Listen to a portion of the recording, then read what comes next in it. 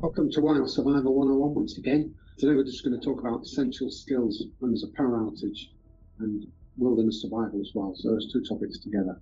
Where I live, power does go out not too often, but when it does, darkness settles in, and that's when you discover if you're truly prepared. So welcome to today's video, and I'll share some crucial skills that bridge wilderness survival and home emergency preparedness. Growing up in a family, many of us do, that value self-reliance. I learned early on about staying ready for anything, because I was in the Scouts as well, and the motto of the Scouts is be prepared. Like many people, my days flowed smoothly with work, family, and modern comfort. But what I did learn was to maintain emergency supplies and practice preparedness routines. But it wasn't until we facing extended power outage during a severe winter storm that it really tested everything I knew. I think this was dramatically illustrated during February 2021, Texas winter storm, when millions of residents were faced with a catastrophic power failure. See, the thing is, in Texas, they don't expect those sort of low winter temperatures. So, when those temperatures dropped to record lows, families found themselves without electricity for days. No electricity, no heating in the house, pipes freeze, pipes burst. It's a mess, really. I think, if I remember rightly, the crisis resulted in over 200 deaths from hypothermia and carbon monoxide poisoning as well, in improper heating methods, and also medical equipment failures. People just aren't, in those warm climates, aren't prepared for those sort of extremes of temperature. So it really served as a wake-up call, really. It shows that even in our modern society, basic survival skills and emergency preparedness, can really mean the difference between life and death. So you need the skills that keep us alive in the wilderness, and also the ones that we, do need in a home emergency. Take fire making, for example.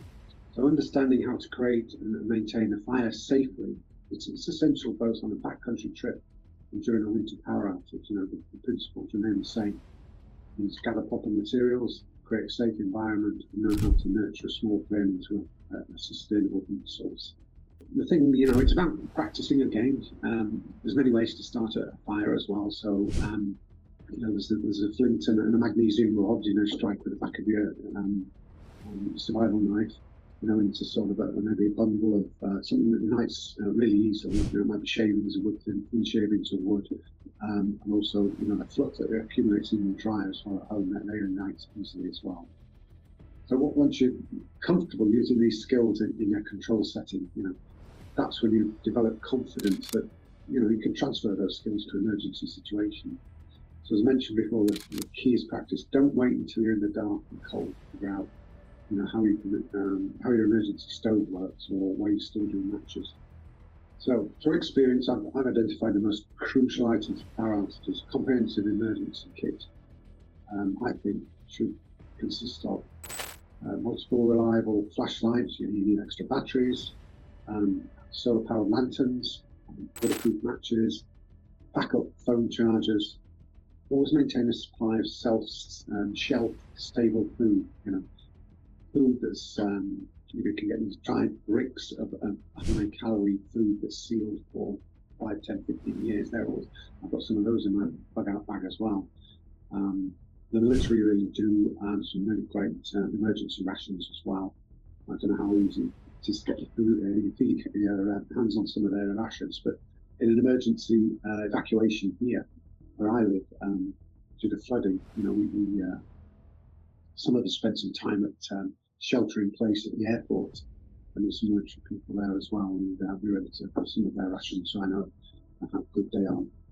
You need a battery-powered radio for emergency updates as well. You should have a basic toolkit as well. First aid supplies and important documents stored in waterproof containers around out the essentials, really. Important documents, have copies on the cloud.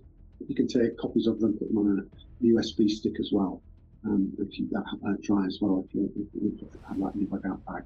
Keep them updated as well with your insurance certificates or other really important documents that you have in your house. Perhaps most importantly, though, keep these items organised and easily accessible in designated locations, as I've mentioned, on the cloud. And then you're not really looking around for some of them, like important documents, when it's dark and the power's out. I know in my house I have a really good flashlight that I keep charged up, and also candles as well. They can also come in handy as well. Small genset as well, a small generator as well. It's only about like 1200 watts, but you can put that outside, run a cable inside. That's gas powered, and that will keep some essentials going for you as well. Some emergency lights, whatever else you might need as well. So the lights come back on. So emergency preparation, it's not just about physical supplies, it's about mental and emotional resilience. It's about the ability to stay calm and clear during a crisis.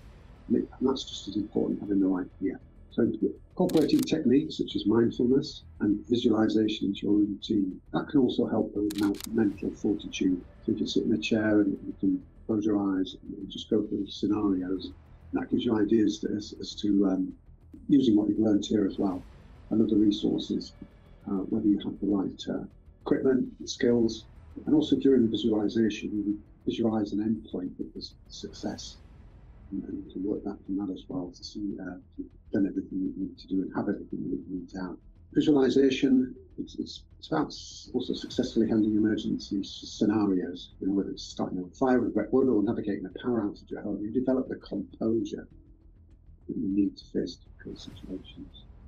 And also remember, people forget panic. Panic is contagious, but so is calm. If you can keep calm, people around you will be calm as well. And you can stand out as a leader here in a group, really, your ability to stay level-headed and show people what they need to do as well. Leadership is so important in situations like this as well. Critical skills development. Several skills that have proven indispensable in my preparedness journey. There's a few here, so we'll just go through them quickly. Food storage and preservation, that's really important. Understanding how to effectively store non-perishable items. Prepare meals without electricity, that's crucial during extended outages.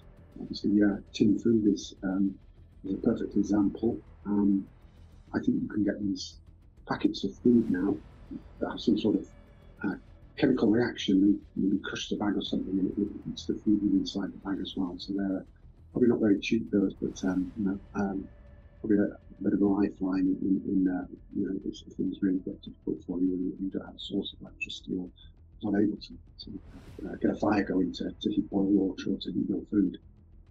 Secondly, water purification storage. Learn various techniques from boiling to use a filtration system. So you need to say if you drink bad water, as I've done, you will know about it. So I have a life straw as well, where you can just fill a bottle. It's like a normal drinking bottle, but the thing that goes inside the bottle as well, it's a very fine ceramic filter, and it filters out a lot of the bad things that you might find in water, those bacteria and other things. So then you can just drink straight from the bottle there. There's also, you can get chemical droplets. It comes in 2 bottles, and you can drop that into water as well. Iodine is another one. Probably doesn't taste very good, but you don't be reliant on it because too much is not good for your thyroid. But they're all, you need those to ensure you've got safe drinking water. And as you know, you can do without food for a lot longer than you can do without water. So thirdly, communication planning, I'd say. Having methods to keep in touch when normal channels are not operating. So that can strengthen both family safely and communication to community bonds. And finally, I'd say medical knowledge. If you can do a basic 2-day first aid training kit that is offered, I believe, in a lot of places, it bridges the crucial gap until additional medical resources hopefully can arrive during emergencies. And the last thing I think I want to mention is about community resilience. So I want to share my knowledge with other people and with my social media family, really. Creating this channel has given me a platform to reach the online immediate circle. And it's great because I can connect with you who are also interested in becoming more resilient and more prepared. So during recent emergencies, I did witness firsthand. I've shared knowledge creating ripples of preparedness when neighbours help neighbours. I realised that true readiness isn't about individuals' survival. It's about strengthening the fabric of our entire community. Each person who embraces preparedness become a beacon of stability during uncertain times. As I mentioned before about leadership, creating a network of capable, confident individuals ready to face whatever challenges lie ahead. So looking back on my experience, I see how challenges brought unexpected positive changes, and learn from these and learn as well as an individual through these unexpected events. While emergencies, they can remain unpredictable, be prepared as quickly, the calm and the confidence needed to handle uncertainties. And also you have to remember this shift in mindset extends beyond survival scenarios, influencing how I approach everyday challenges, whether it's work at home or at home. So I think, true preparedness isn't about living in fear of what might happen, but embracing the confidence that comes from knowing you can handle whatever arises. So the skills that serve us in the wilderness become our greatest assets during home emergencies. So if you can bridge the world's preparedness, to develop a better, more sustainable approach to resilience, it doesn't feel like a burden, but rather it enhances our quality of life. So thanks for joining me today. Remember, stay prepared, stay confident. Don't forget to like this video and hit subscribe, so if you never miss our latest content. I'll see you all in the next video. Take care. Thank you.